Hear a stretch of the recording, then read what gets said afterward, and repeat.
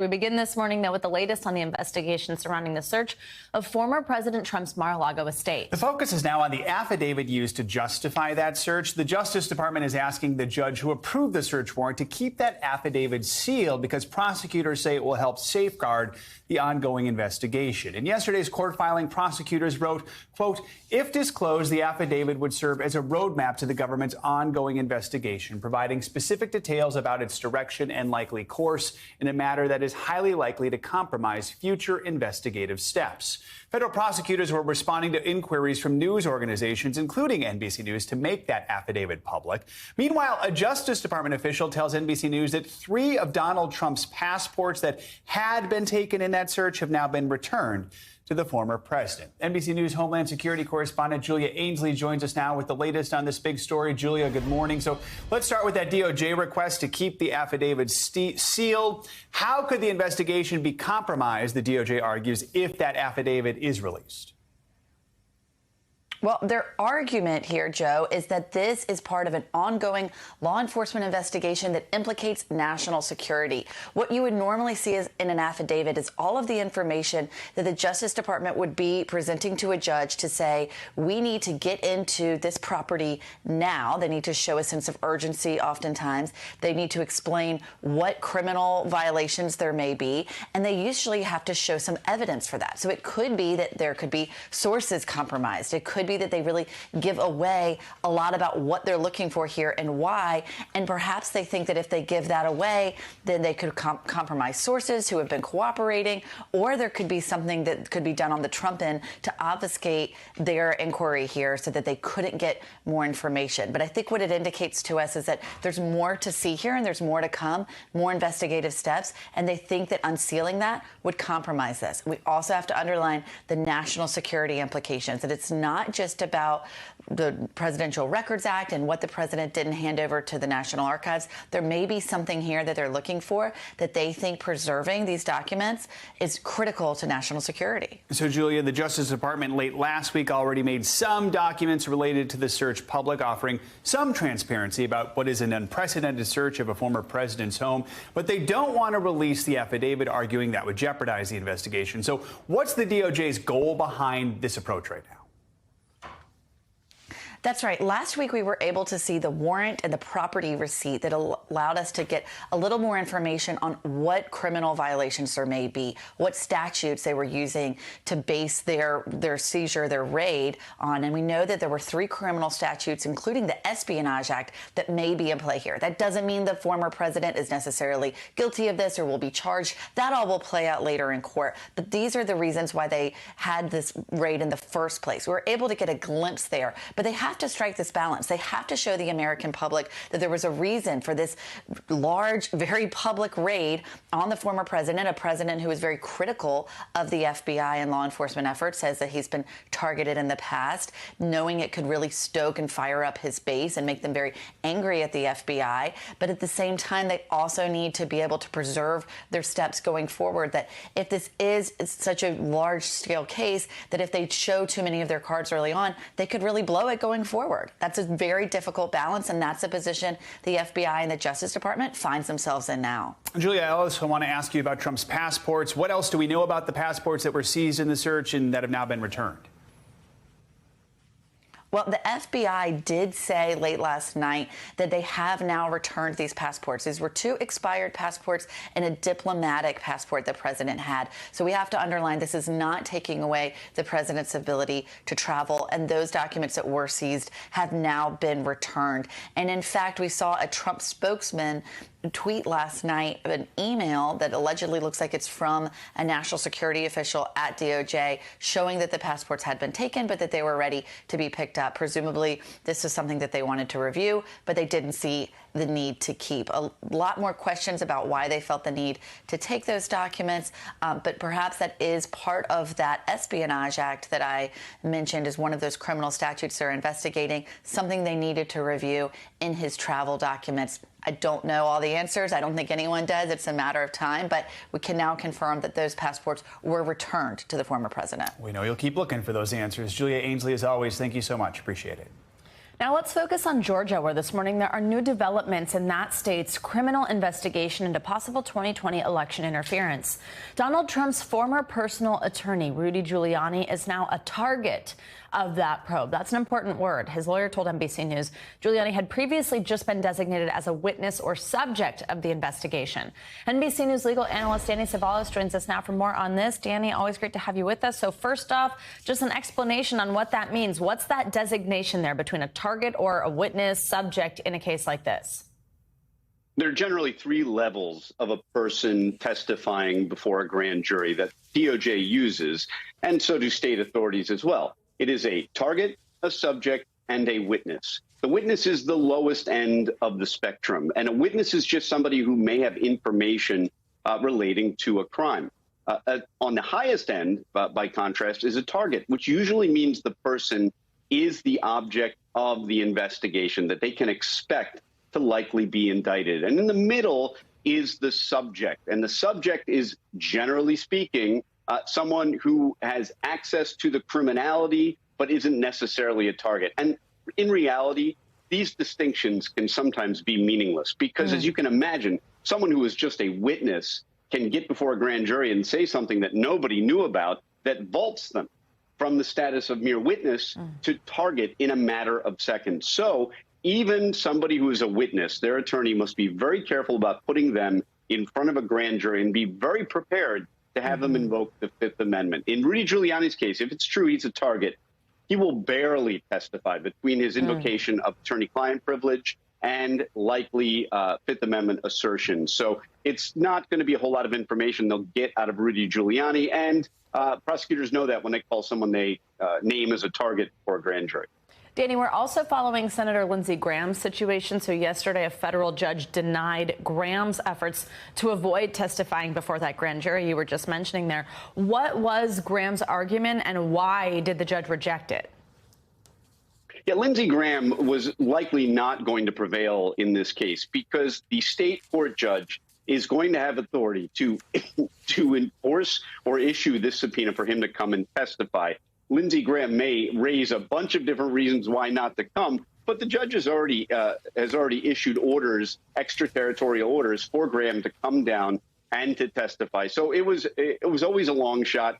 He will end up coming down to testify. The judge already signed these orders, I believe it was months ago, and sent them to the court in Lindsey Graham's district. Therefore, it becomes final. He's going to come testify. All right, Danny Cevallos, thank you so much. Today, voters in two of the nation's least populated states could send a resounding message felt across the country about former President Trump's influence over the Republican Party. In Wyoming, a political dynasty is on the line. Congresswoman Liz Cheney, the top Republican on the January 6th committee, is fighting to keep her seat after Trump singled her out as his top target. And in Alaska, Republican Senator Lisa Murkowski, who voted to convict Trump in his second impeachment trial, is looking to fend off 18 challengers from both parties. It's the first test of that state's new open primary system.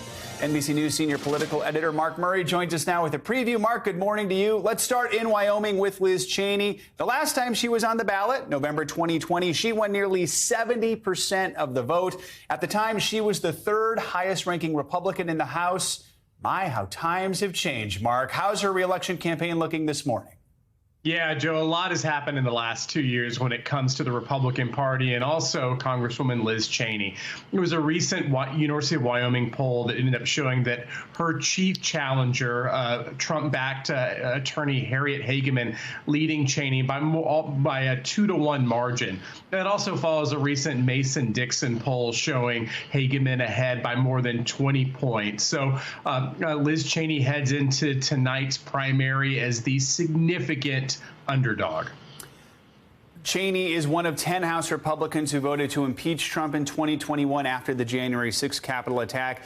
Each of them became a target of the former president, and Cheney is the last of those 10 to face voters in a GOP primary. We should note a few of them did retire. So as a whole, how did that group fare? Most of them ended up not faring all that well, but some of them ended up surviving. And so 8 of the 10, Joe, ended up either deciding not to run for re-election, retiring, or ended up being defeated in their primaries. We did see 2 impeachers who ended up surviving their primaries, Dan Newhouse in Washington State, along with David Valadao in California, although Valadao really didn't have a Trump-backed primary challenge in California. But that's pretty much been consistent with a lot of Donald Trump's endorsements. Most of the time, he ends up getting his way, but not all of the time. Let's move on to Alaska. Recent polling there shows that Republican Senator Lisa Murkowski has a higher approval rating among Democrats than members of her own party. So usually that would sink a candidate in a primary. That's not, though, necessarily the case here. Walk us through this open primary and what it could mean for Murkowski and the other frontrunners. Yeah, Joe, unlike most primaries where members of your own party end up selecting who should be the nominee for the general election, Alaska operates in a top 4 primary system where the top 4 vote getters, regardless of party, end up advancing to the general election. So that means that the votes could come from Democrats, independents, Republicans, and that the top 4 vote getters end up proceeding to the general election. This type of system traditionally ends up rewarding people who have a lot of crossover appeal. So you get support from Democrats, Republicans, and independents. And that seems to be what's boosting Lisa Murkowski. It's also one of the ways that when I was talking about one of the Trump impeachers who ended up surviving his primary challenge in Washington State, who has a top 2 primary system, Dan Newhouse, he survived because of a very similar system. All right, Mark Murray setting us up for tonight's big election results. Thank you so much. Appreciate it. Now, President Biden will take a short break from his vacation to return to the White House today to sign the Inflation Reduction Act into law. That's the one we've been talking about that makes major climate investments and some big changes to healthcare policy. NBC News correspondent Maura Barrett joins us now from Johns Island in South Carolina with the latest. Maura, good morning. So, this bill represents a large portion of the domestic agenda President Biden ran on in 2020. Climate, healthcare, as I just mentioned, among other things. Now, given the backdrop of all the challenges that the president has faced, put into context just how significant getting this particular legislation over the finish line is.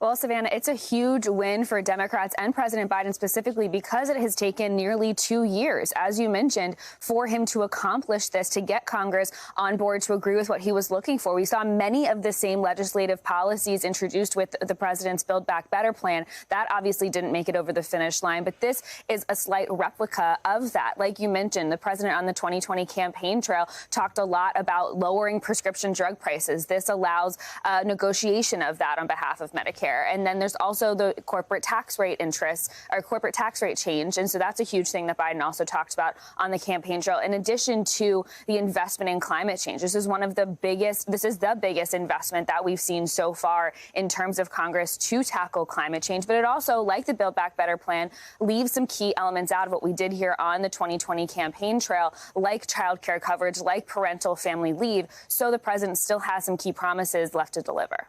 So, Maura, you mentioned how this is sort of a big win for Democrats more generally. I mean, how important is this bill, along with other recent legislation like the CHIPS Act, going to be for Democrats as the midterms get closer?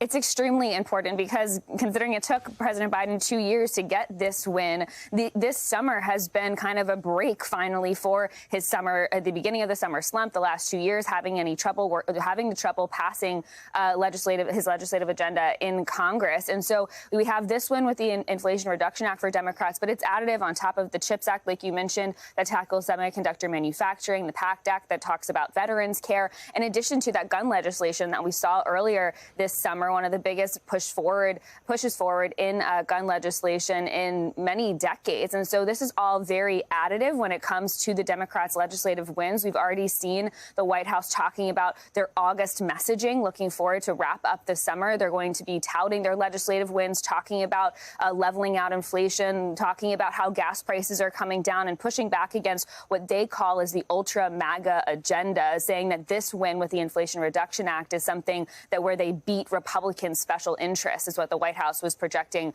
last week. And then they just announced yesterday that over the next month, while Biden wraps up his vacation after he goes back after today's signing, we'll see a plethora of cabinet members sweep the country, touting all of these wins in various important midterm states. So, Maura, do these pieces of legislation that we've just seen get over the finish line show some type of momentum that the White House has right now on Capitol Hill? And does that mean that they're going to try and introduce more legislation once Congress gets back in session and before there's a potential change to the face of Congress with midterms in November?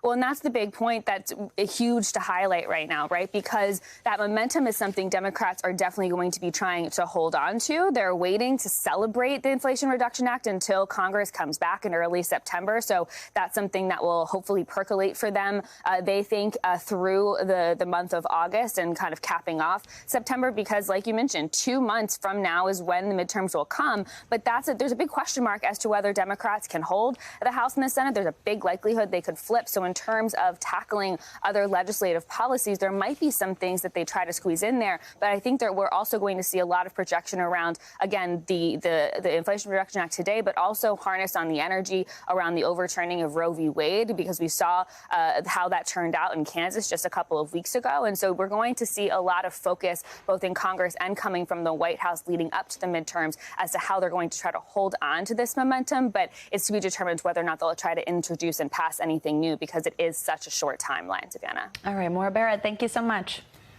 Officials in Mexico are deploying hundreds of troops to the border city of Tijuana to deal with a wave of violent cartel attacks. And some American tourists attending a soccer match and a popular music festival were caught in the middle. NBC News correspondent Guad Venegas has the story. A week of attacks across Mexico. Dozens of stores, cars, buses, and trucks set on fire. Chaos erupting among the public, and images of the destruction going viral.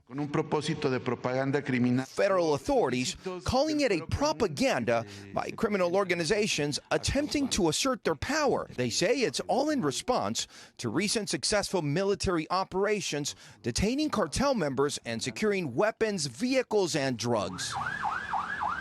But the city remains on edge. In the city of Tijuana and its surroundings, authorities say at least 24 vehicles were set on fire Friday night.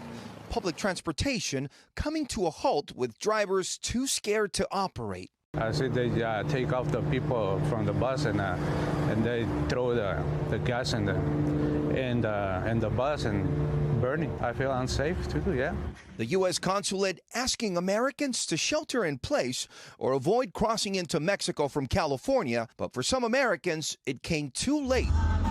Many were attending a professional soccer match and the Baja Beach Music Festival, where some chose to stay despite the nearby violence. It's just uncertainty that you just don't know what can happen. Like, you don't know, like, because, you know, they're advising everyone to stay indoors, but it's like, we're going to a festival, you know?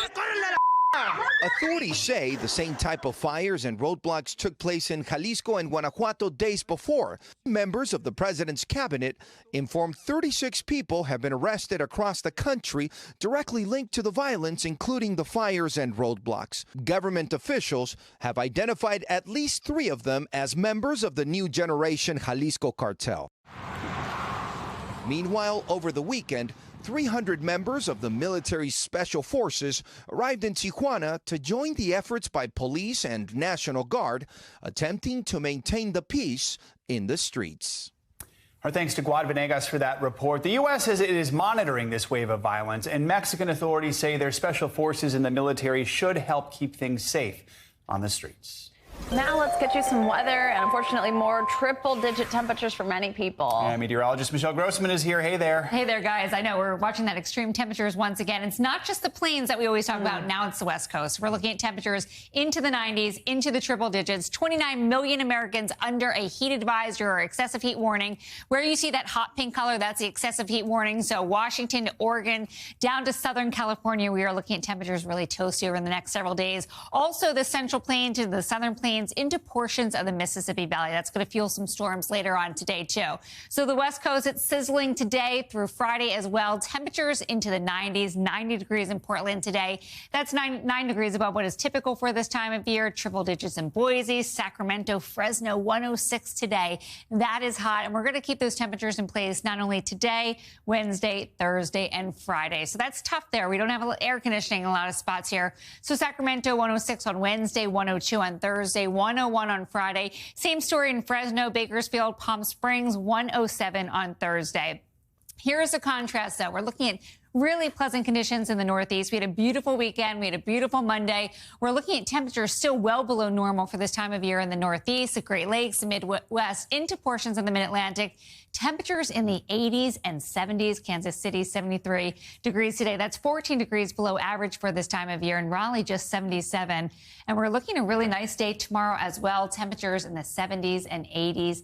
Look, as we look towards the weekend, we're not going very far. We're not going to climb very far. We're looking at temperatures right around normal, if not a little bit below in New York City. Buffalo, temperatures in the 70s. Chicago, really nice in the low 80s. So we're watching the temperature story. We're also watching scattered storms, some slow-moving downpours in the southeast.